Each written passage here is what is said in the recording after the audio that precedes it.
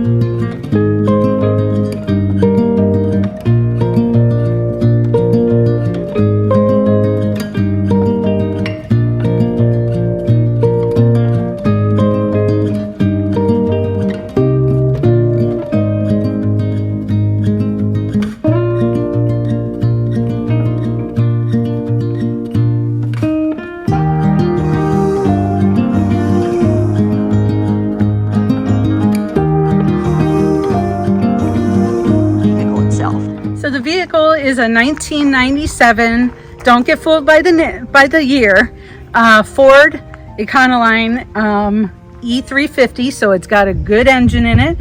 There's only 135,000 original miles on it. Things I've done to the actual van itself, there's brand new tires. When I purchased it 35,000 miles ago, I did all the brakes, front, rear, brake lines, all the little things, you know, that come with it, the bearings, bushings, etc., calipers. And then I also put in rear shocks, new radiator, and all the hoses. Did an exhaust manifold and a heating core. And there's a new battery. So it's been very, very well maintained. Anytime I knew there was something that's going on, I was very quick to repair it and have it taken care of, because I did travel in this for 18 months solid, full time, 33 states, 35,000 miles, and it's been really good, and it runs so well. Everything, I have all the records for that as well. I also put in an Apple CarPlay and a backup camera and electric locks. Okay. So, gosh, it's got it all. It's got it all. Okay. When it comes to the vehicle itself. Yeah. So one thing I wanted to point out though is that, like, the rear fender, the bumper, is not painted very well. There was a reason for that. I had the whole van polished so that it at least looked cleaner on the outside, but I left certain things like that because I wanted it to look like work van. I wanted it to be stealth, and I had a hard hat and an orange vest hung in the front, so it looked like a work van. I didn't want people to just assume someone lived in it, being a single solo female traveler. Very smart. So I always felt very safe. You know, I had my little tools to keep me safe as well. But that was one of the main reasons. Maybe it's not looking all spick and span like someone else might want it. You're welcome to paint the bumpers, but that was my purpose of that. I also brought the tire from underneath the van out to here, so it makes it easier if and ever you do need that. So we'll start with the rear. This is the bed up there. We'll get to that on the inside. We'll just pull this up. Hanging here are something called Max Tracks, and they are to help if you get stuck in the mud, the sand, or whatever. They're hanging right here into the bed, out of the way, but they're available for you. So start with, I have this little board here to separate the storage area, which is very large, with the electrical system. So this is a 2,000 watt Victron inverter. There is a solar charger. There's 360 watts of solar on top. There's 2 lithium battle-borne heated batteries. They are like the best of the line, 100 amp each. That there is the back of the refrigerator, which we'll get to, the fridge freezer. And over here is a 20-gallon water tank. And the water tank you can fill 2 ways. One is through just gravity fill right here. And the other one is through a hose, which is very easily down here, so no water gets inside. Easy to fill with a pressurized hose from any gas station, etc. Right. Awesome. So one thing also, I do have a backup camera right here, and this little thing, tire minder, you'll see in the front, it actually keeps the pressure of the tire, so you always know how your pressure is on the tires. And Viper, I put in automatic locks and an alarm. Start with the front. If you can come in this way, I took out the front big, large captain seat, the passenger seat, but I put in a jump seat. It can hold up to 350 pounds. Also, it has a seat belt, so it is available for passengers if you need it, but then you can have storage here. The main reason I did that was to have hanging closed storage behind this wall. So I wanted hanging storage for just a few things I wanted to hang up.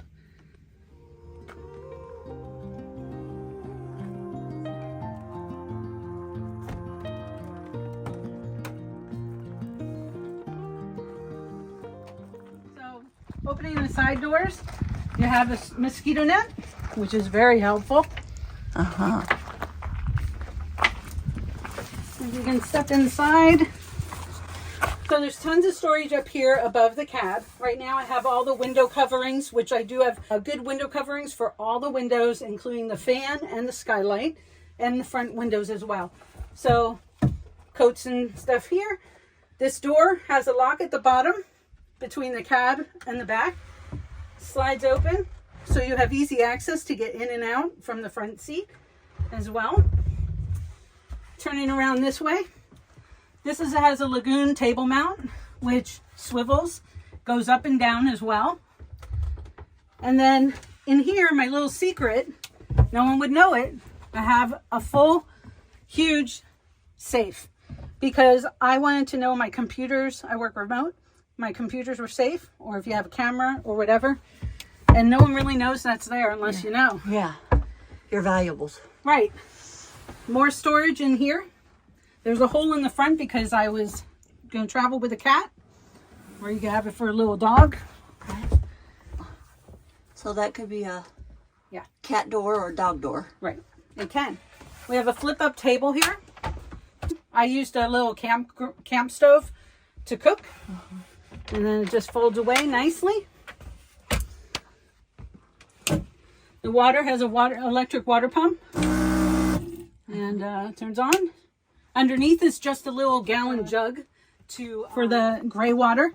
I found that was easier than a 7-gallon or a 5-gallon container because you could easily clean that out.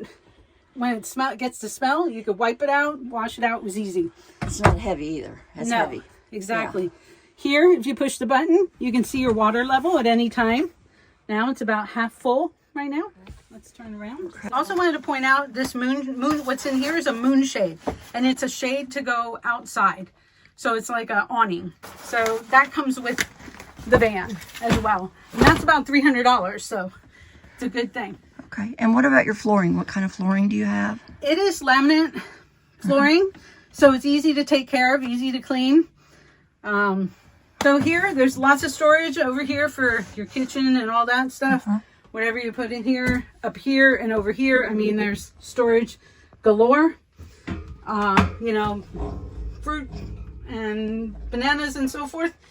Down here is a hidden compartment that you lift up, and there's a microwave, 1,000-watt microwave in there. You just pull out, plug in, put it away when you're done with it. So it's not taking up a lot of space. More storage here.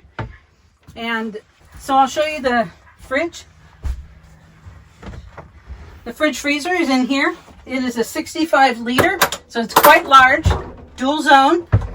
On the left is, either side could be fridge or freezer, whichever.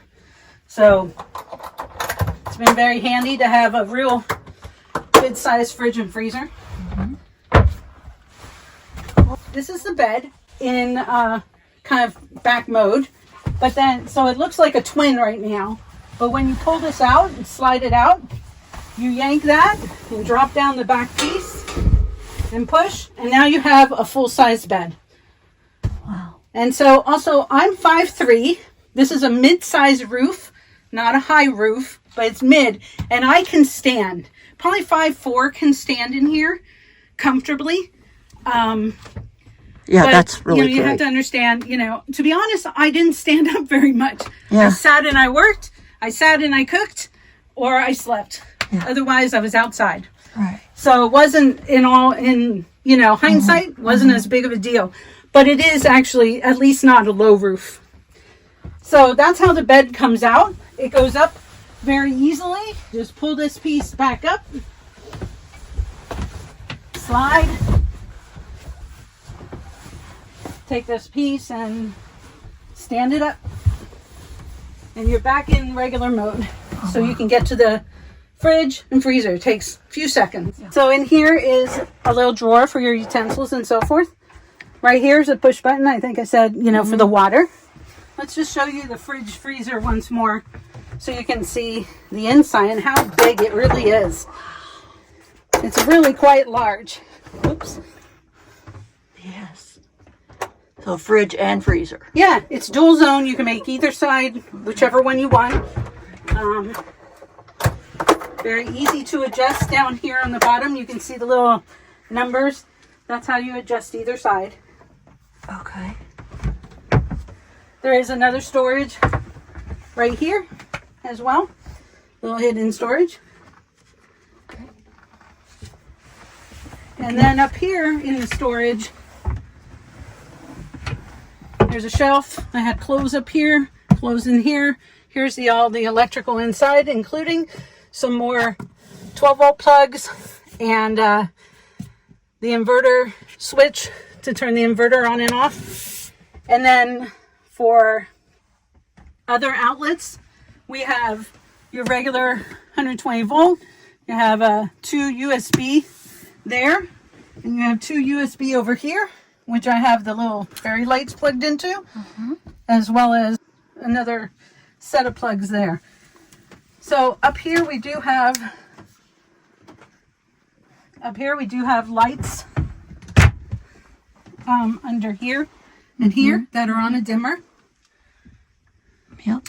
You can see the skylight here, which does open, and it's how I would clean my solar panels or just stare at the stars in the middle of the night. Yeah. Which was really, really cool. Yeah, how I also cool. have a cover for that. Up above you is a Max Air fan with a remote. So it opens, helps keep you can go in or out with the air. Helps keep it cool in here. Kicks out the hot air or brings in the cool air. Very quiet. And of course a fan by the bed, which is just always important. Oh gosh, yes. Which, yeah, there we go. So always good to be able to put that on your head. And it turns and rotates and all that. Yeah. Awesome. 3 speeds. Yeah. So Can you show me this while I want a little more detail on this? Just open those up just to show the storage space. Tons of storage in here as well. Yep. I'm sorry. It has a Jensen CarPlay where you can, you know, have your phone attached and so forth. That's where the video camera, backup camera shows as well. And then up in the corner over here is that tire minder that tells you the pressure of the tires at all time. The front tires are 55, should be 55. It's low right now because it's been cold. And I hadn't been driving it. And the back are supposed to be 80. So it holds the weight very well.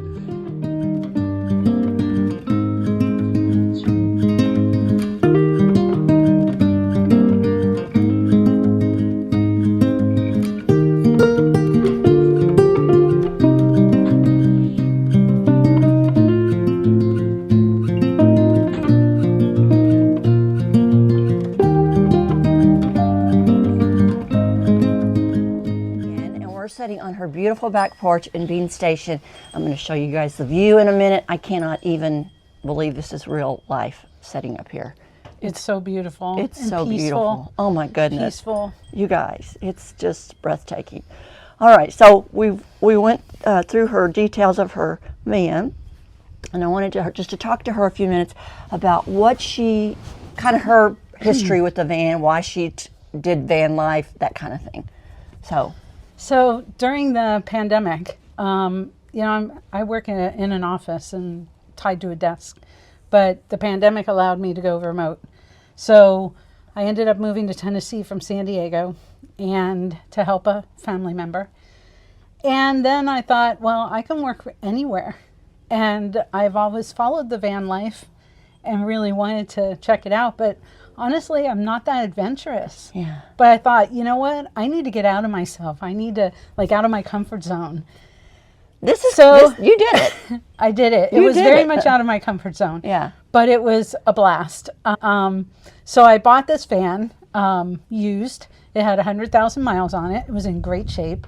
Needed a couple things mechanically, as I already shared, you know, some of the things I have done on it to make it safe and it's solid. It's a solid vehicle. And this Ford E350 is going to go for 300,000 miles. I mean, you take care of it. So I never had a doubt. Never left me. The only time it sat on the road, left me sit on the road, is a flat tire once because I ran over a nail. But otherwise, I've never had any trouble with it. So I bought it. It was not built out. I did have a professional build it out. So it is professionally done. It is not a DIY. I didn't learn electrical. I do understand all the systems in my vehicle and can easily share that with the new owner. I took off January 2022 and lived in it full time for 18 or 19 months before I bought my tiny home. And so it's traveled with me for 35,000 miles and 33 states, from the top of Maine at Arcadia National Park all the way up to Pacific Northwest and down to San Diego, Texas, everything. I have a few more states to go, so it just won't be in that vehicle. Basically, my whole life was in that vehicle. I sold everything. So it's about 60 square feet, but as you could see, there was a lot of storage. I made that specifically. I wanted a lot of storage. But, you know, it's amazing what you can live without. And so going into a 380 square foot tiny home, 280 on the bottom, 100 square foot loft, was like, wow, I have so much space. Yeah. I need furniture. But so I traveled around and it was really fun. Got to see a lot of things, and I'm ready for it to move on to a new owner that can travel and adventure with it. You know, it's big enough to have a dog or a cat or whatever. I have, you know, all sorts of animals are on the road with their owners. Now, where do you, when you're out and about, where do you park? So obviously there's national parks, state parks, things like that. There's, out west there's BLM land, which is Bureau of Land Management, free land that you can usually park on for 2 weeks at a time. You have to, you know the rules of each state and things like that for their state parks. But also I was part of something called Harvest Hosts, harvesthosts.com, and I loved it. And you had the option they have like over 2,000 places you could stay. It was very reasonable, like $150 a year or something like that. Wow. To have that where you could stay at farms, wineries, breweries, museums, churches, homes, if someone had an extra area in their lot or whatever. If it was a establishment like a winery that sold things, they asked that you patron them $20 a night, which is nothing if you've camped anywhere. Yeah. And some had hookups and some did not. My van is totally off grid. So I did not need a hookup as long as I had some sun coming in. But I do have on the one side, there is a hookup so that I can plug in. So to a 30 or a 50 amp. So there is a shore power plug available. So if maybe it's been rainy or whatever and you need to plug in, you can go somewhere and, plug in. I have all the cords and stuff that'll come with it as well. Right. So, wow. Yeah. So that was really fun. I've stayed at an ostrich farm. I've taken archery lessons. I've stayed at wineries and breweries, animal sanctuaries. Wow. Really fun. Family farms. Yeah. This is exciting. This is exciting. It was really fun. Well, it's nice to see you today. Yeah, it's nice to see you again. And what is the price of your vehicle and how quickly can they have it, and any details about it? I have the title in hand, so as soon as someone wants it, they can have it. I'm asking $32,500 or best offer, but I have basically the build cost about $36,000. And I have put about $15,000 in mechanical in it. So definitely and of course to me mechanical, I mean, that's just cost of wear and tear and all that and things that it was needing. It, as far as I know, does not need anything at this point. It's got 4 brand new tires. I'm not sure if I mentioned that. So it's got brand new tires on it. It's pretty much ready to roll. Yeah. Yeah. And how did they contact you? I will also put this in the description. I'll give you my email. Okay. So that they can contact me by email initially, Okay. and then set up a time to come and view it or drive it, and etc. And we're in Bean Station, Tennessee, which is 45 minutes above Knoxville. yeah. That's So about right. I'm willing to drive a little bit, you Yeah. know, to meet somebody within reason, and you Yeah. know, we can talk about it. Okay. All right. All right. Thank you. Thank you.